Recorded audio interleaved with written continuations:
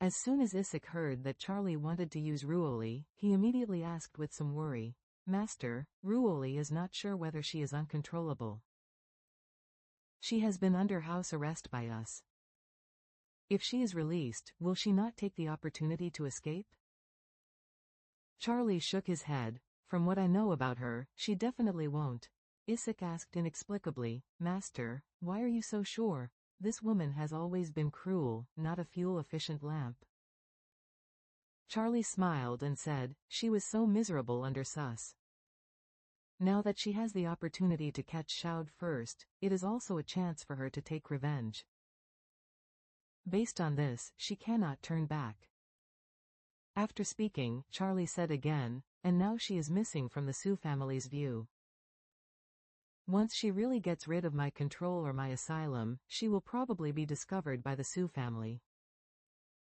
At that time, the Sioux family will definitely kill her." I took another 10,000 steps and said that even if the Sioux family didn't do anything to her, if the Japanese government knew where she was, they would never let her go.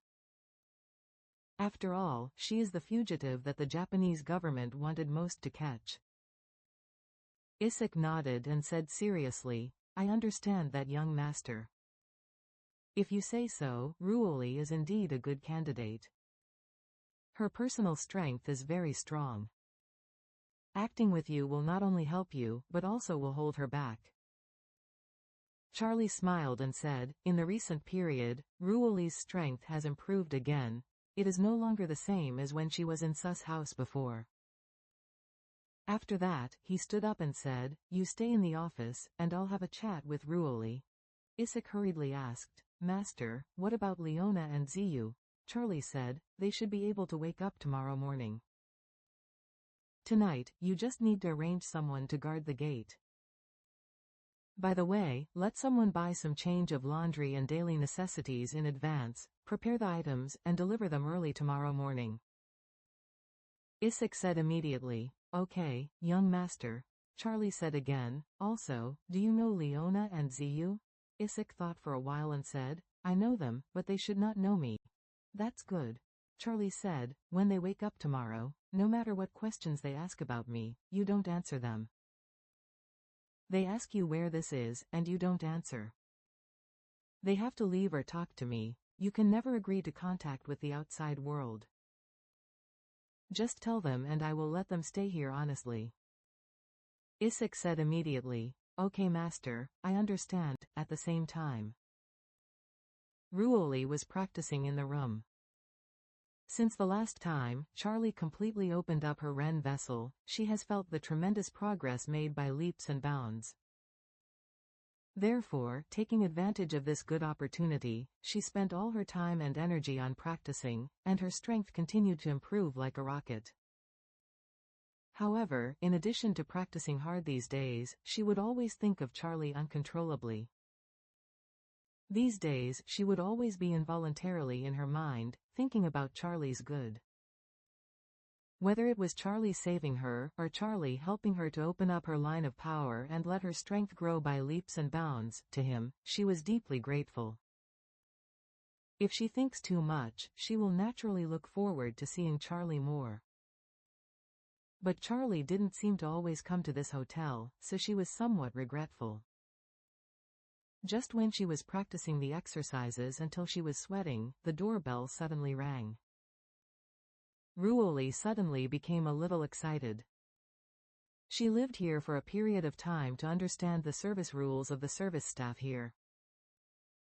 3 meals a day are scheduled here, and the service staff will prepare food, drink and daily necessities for delivery. At other times, the service staff will not take the initiative to interrupt. But now is not time to eat, so it is most likely that Charlie is here. Thinking of this, Ruoli hurried to the door happily.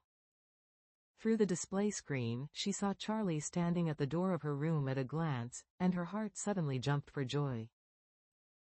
She just remembered that she didn't tidy up her clothes. She was still wearing the most basic exercise underwear, and she suddenly hesitated. She didn't know whether to change clothes or open the door to Charlie first.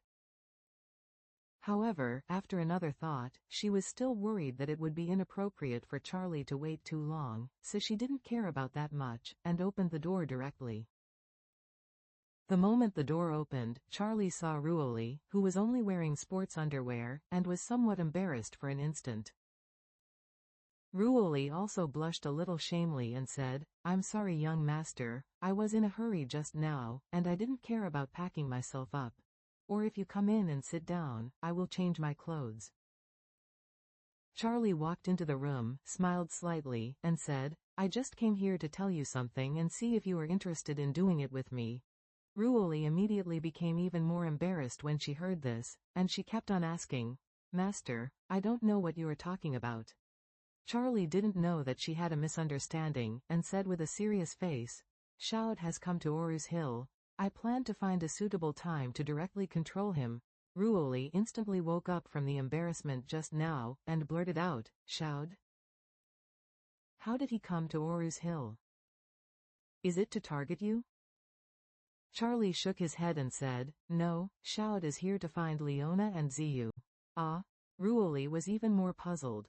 Why did he come to see the grandma and the eldest lady? Ruoli is here under house arrest. Although she is not at all guilty, she does not have any contact with the outside world, and there is no channel for obtaining information from the outside world such as mobile phones and computers. Therefore, Ruoli didn't know the big event that happened in Oru's Hill today. So Charlie probably introduced the cause and effect of the incident to Ruoli.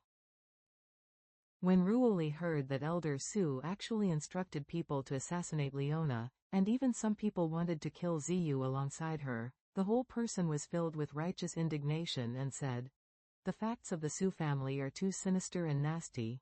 The same trick has been used on me once, and it will be used on my grandmother, and even the eldest lady is involved." As she said, she couldn't help but said a little lonely, "Actually, my grandmother has always been kind to me, but she didn't know my true identity before. Miss, she was kind to me too, but she didn't know before. I am her half-sister. I don't know now how to face her in the future." Immediately, she hurriedly asked Charlie, "Master, are you okay with your her and eldest lady now?"